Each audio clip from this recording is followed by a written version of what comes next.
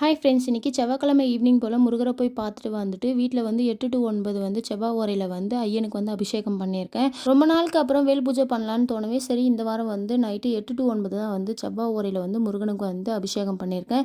சிம்பிளாக வந்து ஒரு 3 பொருள் வந்து அபிஷேக பொருள் எடுத்திருக்கேன். ஃபஸ்ட்டு வந்து விபூதி அபிஷேகம் தான் பண்ணினேன். செகண்ட் வந்து பாலாபிஷேகம் பண்ணேன். பாலாபிஷேகம் பண்ணும்போது மனசுக்கு வந்து ரொம்ப ஹாப்பியாக இருந்துச்சு. ரொம்ப நாளுக்கு அப்புறம் வந்து ஷாம் குட்டியும் வந்து தெளிவாக வந்து அம்மா அப்பான்ட்டு வந்து கூப்பிட்டான். எனக்கு அதெல்லாம் கேட்கும் போது ரொம்ப ரொம்ப சந்தோஷமாக இருந்துச்சு. சரி ஐயனுக்கு வந்து நன்றி சொல்லலான்ட்டு தான் நான் வந்து இன்றைக்கி வந்து வெத்தலை தீபம் போட்டு அப்படியே அபிஷேகம் பண்ணலான்ட்டு எனக்கு தோணுச்சு. 3வது பொருளாக வந்து சந்தனம் தான் நான் எடுத்திருக்கேனே. சிம்பிளான இந்த 3 பொருள் வச்சு தான் ஐயனுக்கு வந்து நான் அபிஷேகம் பண்ணினேன். மனசுக்கு வந்து ரொம்ப ரொம்ப சந்தோஷமாக இருந்தது.